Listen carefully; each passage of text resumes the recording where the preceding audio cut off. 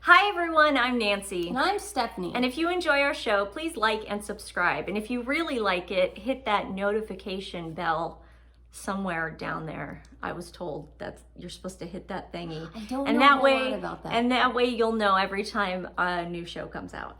So notification there's bell. a bell. Does it look like a bell? Yeah. Oh, cool. I lost the coin toss again, so I was forced to watch, and just like that, episode number 4 of season 2, the Sex and the City reboot.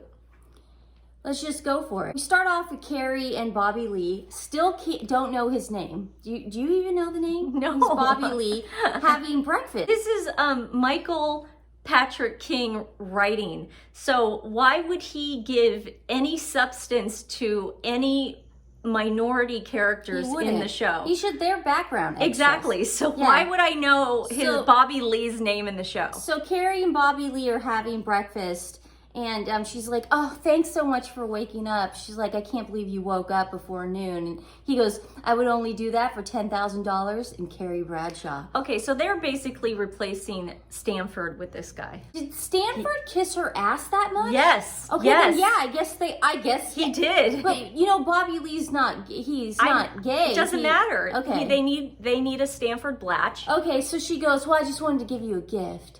And she goes, "I know you wanted this." And he goes, "Oh my God, you dedicated your book to me, didn't you?" And she goes, "No, but I signed one." And she gives him the book. And then he has like a hollandaise sauce episode, and he has to go to the bathroom. So he rushes out of there to go to the bathroom. Bathroom humor now. I mean, it's just great. It's the writing, Nancy. Bathroom humor. But I want to do my disclaimer again. She acts like I'm writing this, so she gets frustrated with me. When we have conversations, she'll go, "That didn't happen. Make it flow better."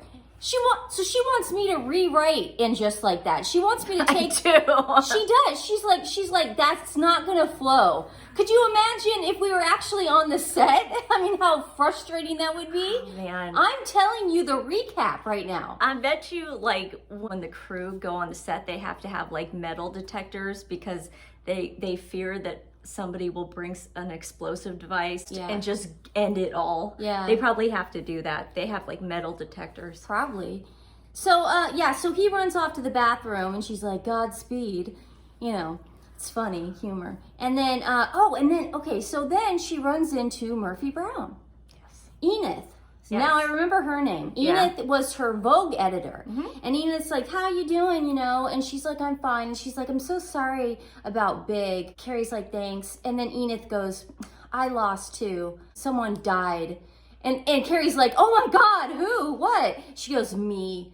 Vogue fired me." So it's all about, it's weird. They're taking Big's death again and they're messing with us and making a mockery of it.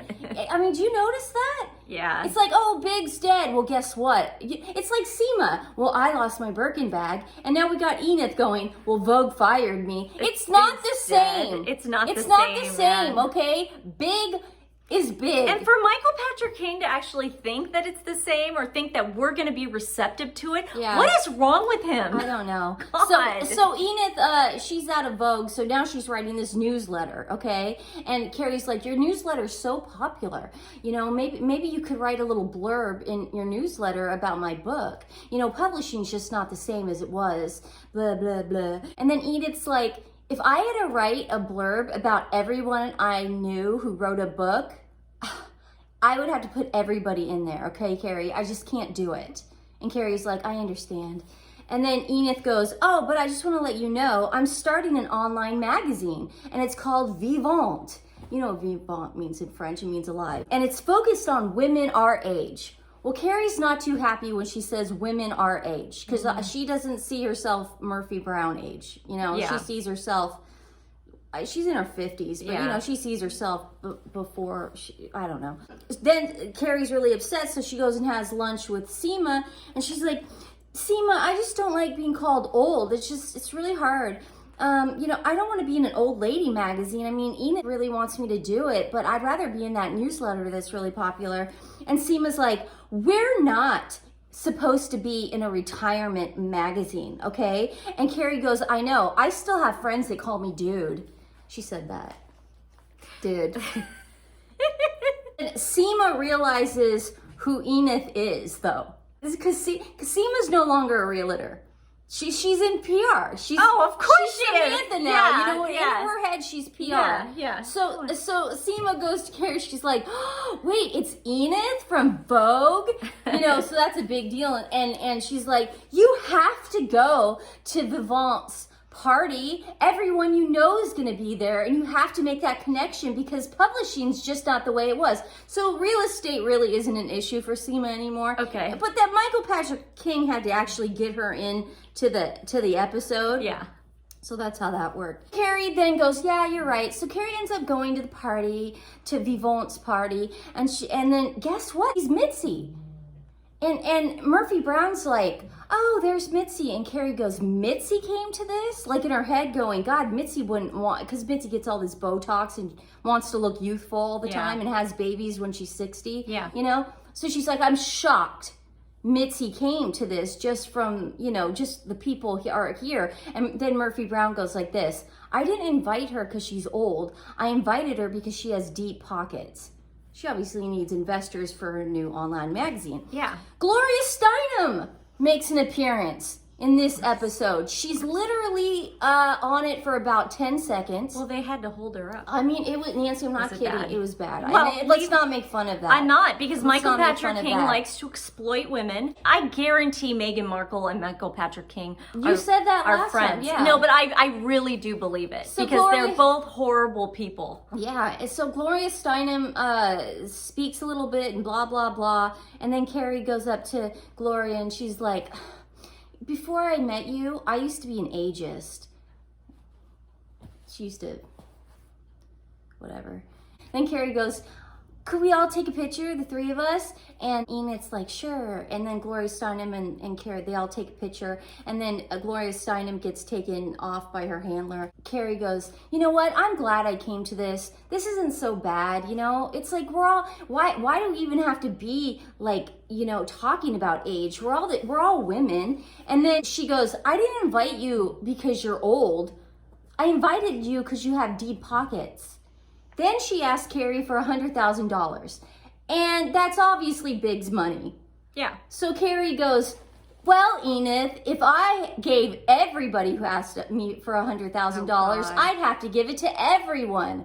But then for some reason, because his writing is so with it and snappy, she ends up giving her. I don't understand. Like, why would Enid even say something like that? Like, you would think Murphy Brown would be cooler than that and just say, I didn't invite you because you're old. I invited you because you're cool and I want you to be here. Exactly. And I want you to be part of this launching of this amazing magazine. Or maybe you could be an investor. No, she has to be rude to get her point across. Okay? It doesn't make any sense. So Carrie ends up doing it then. And then she, and it ends like this. And just like that, Enid and I became PayPals. Oh, God. So that was her big thing.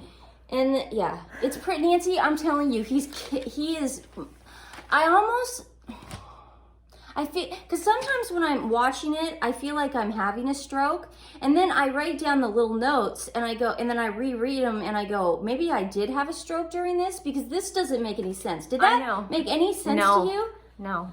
Okay, so this is Naya and PTA Lisa are no longer included in the lunches. Okay. Okay, it's Charlotte, Carrie, Miranda, and Anthony. Okay. And they're having lunch because Yeah. Anthony, I guess, is replacing Samantha. Okay. Whatever. And Charlotte's like, I just want to let you guys know that Harry's having dry orgasms. Is that normal for his age? Blah, blah, blah.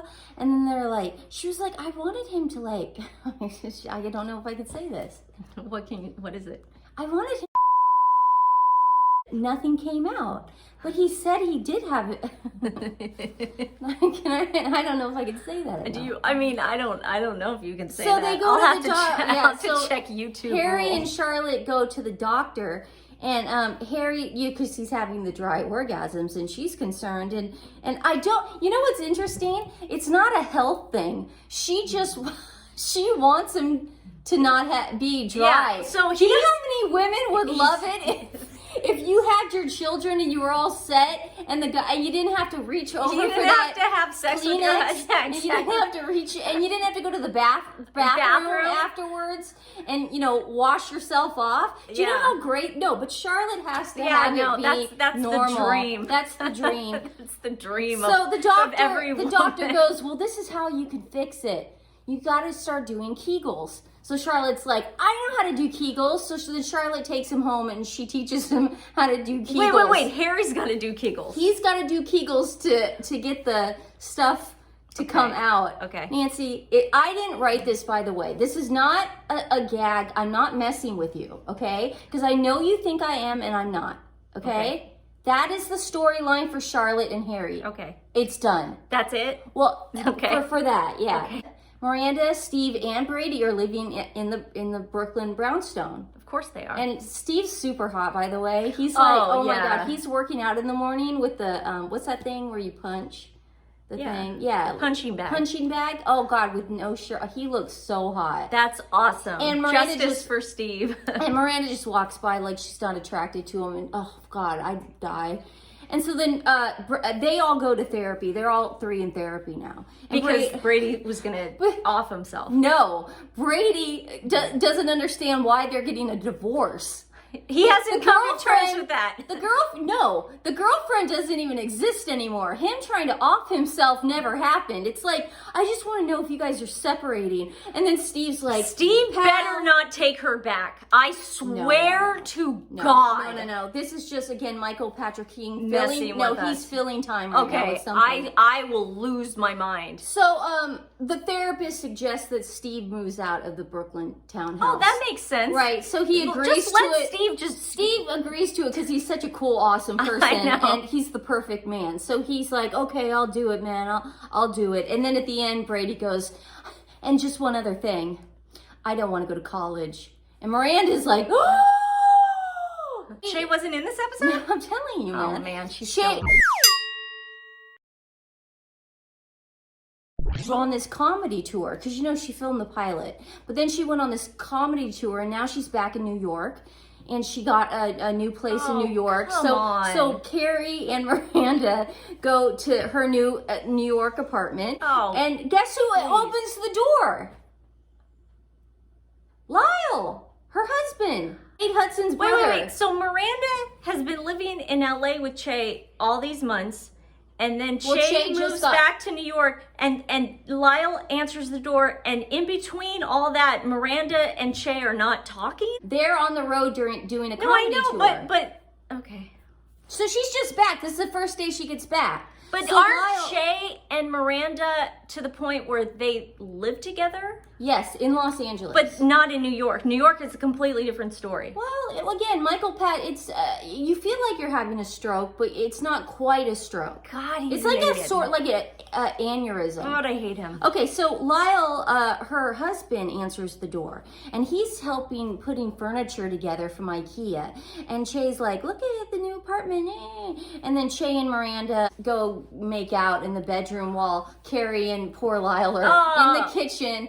And it's interesting because remember last year how upset we were when it was going on when Carrie had the surgery, the hip surgery. Yeah, same type of thing. They just want to make people as uncomfortable as possible. They want us to vomit. They want us to get sick.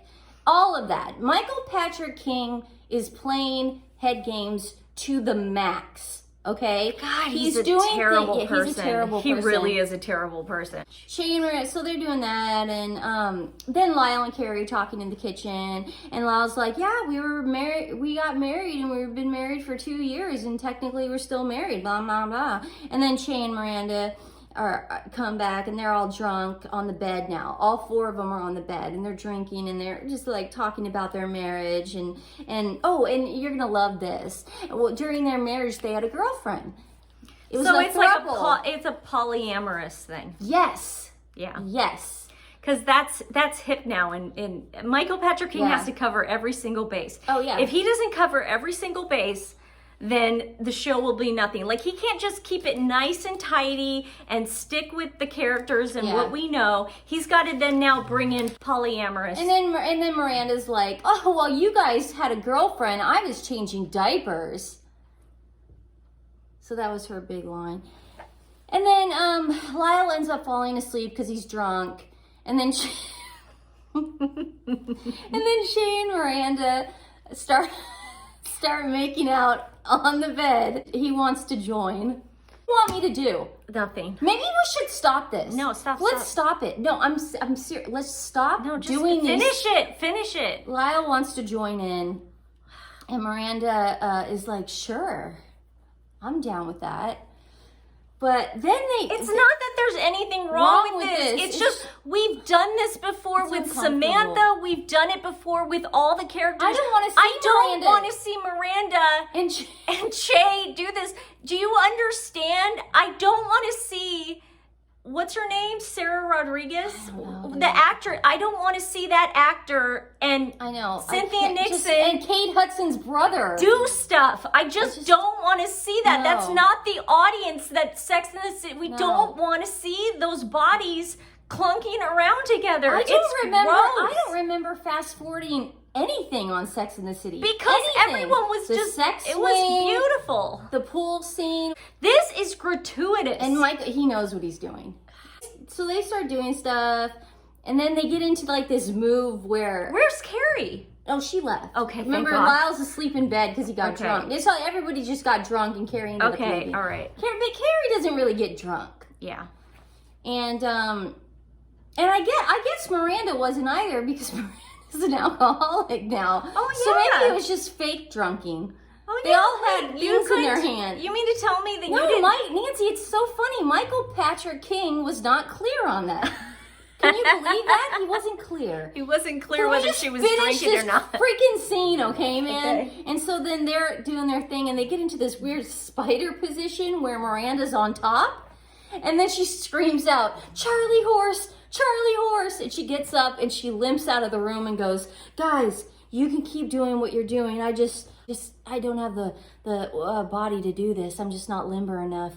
And then Che follows her to the couch. And that's so disgusting. The couch falls apart because it's not finished. It's from IKEA, and they start laughing. And Che's just like, "I miss you," and that's the end of their shit. PTA Lisa, she throws this anniversary party for her and her husband. Still can't remember his name. He was in the original cast. Oh, really? Yeah, he played George Washington. I hated that musical. I know. That's why you didn't know he was in it. Yeah, it was really, really commercial and nothing exciting about it. Yeah. So his name, I think his name's Herbert. PTA Lisa and Hamilton guy throw this 30th anniversary party for them. And he ends up not sending out the online invite. So only 6 people show up. Why is it his job to send it? I don't know. Okay. Only 6 people show up. Charlotte, Harry, and by some chance, Victor Garber. Okay. And Victor Garber, and this is Michael Patrick King's trying to get, this is what he's trying to do with Victor Garber. He's trying to ruin him. Well, let me tell you, Victor Garber owns an art gallery. So Charlotte and him are talking now, and he goes, "Why don't you come work for me? Don't you miss it?" He just met her, by the way. Yeah. She could be a serial killer. I know. He could be a serial killer. She's like, "Oh, I have kids. I can't do that." But then there's this weird, like, sexual attraction moment. Because he's divorced now. Now, I could be reading something that is not there, but I'm very intuitive, and picked up on something that Victor Garber and Charlotte are going to have an affair. Okay, so Michael Patrick King is just trying to ruin everybody's relationship. Pretty much. He's just trying to throw everything away. It's almost like they're trying to get us to hate Harry now. Because he can't perform. Well, no, he can't perform. He's just not performing up to Michael Patrick King's standards. Michael Patrick King is obviously evil, but he's also a pervert. Really? He's a pervert. Good call, Nancy. And if the FBI isn't going to put out a case file on this man, then there's no justice. Because I guarantee that if you went through, like, his hard drive on his computer, Michael Patrick King, I guarantee you'd find a lot of things that are illegal. That's all I'm going to say. Allegedly. I know what you're talking about. Allegedly, that's what I would think, because he sounds like, because he is a pervert. Yeah. He's a big old pervert. How come nobody's talking about the episode before this where a little boy was walking down the cafeteria in slow motion? And don't get us wrong, Stephanie and I are the most sex positive people you will ever might not meet. be. She might be. A sex positive in the sense that we don't have to like, I mean, come on, I don't watch sex before marriage and we don't care. Sex is very, like, we're very free and open about it. We talk about it. It's not that. Like, I'm not saying he's a pervert in that sense, because I'm like a Sunday school teacher. I am saying the man is perverse. A deviant pervert. Allegedly. But they're obviously introducing Victor Garber into this because he couldn't. Why would he be in just one episode? That doesn't, and then have sexual tension with Charlotte. Why would that even happen? No, it's definitely going to happen. That's what I'm not lying. I'm not being facetious. But let me just. It's definitely going to happen. I'm not making any of this up. I don't think you are. I just feel like every single week we're getting to the point where Nancy just thinks I'm a pathological liar. And a pervert. No, I believe you. I'm not I writing believe this you, script. because I see. I would write a better script than this crap. Because I just want to show you guys this right now, okay? I'm not making this up. This is true. These are all the notes that I wrote for this week's episode, okay? These are all the notes because it was so confusing and so all over the place. These are the notes.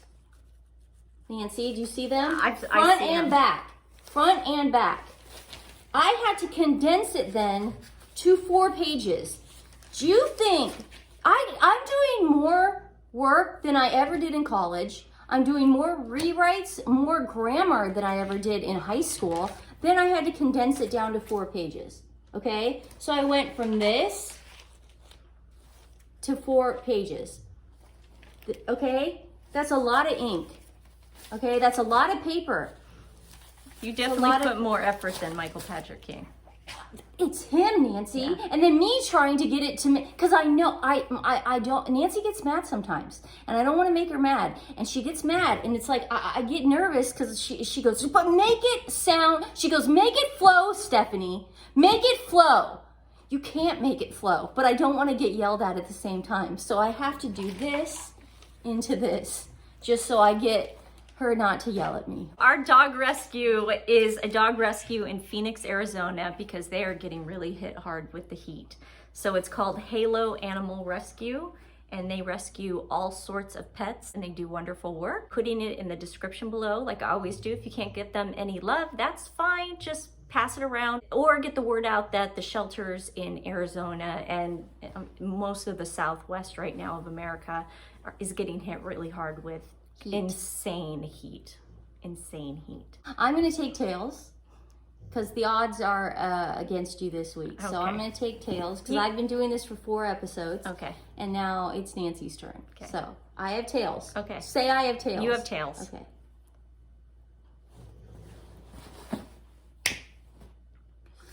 Damn it! Bye, guys. It really was.